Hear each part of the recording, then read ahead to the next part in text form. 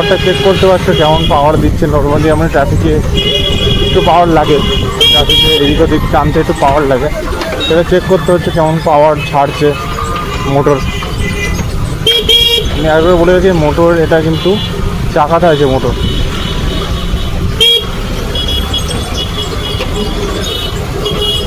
ঠিক আছে, নর্মাল মোডে ভালো টান আছে ওঠার জন্য।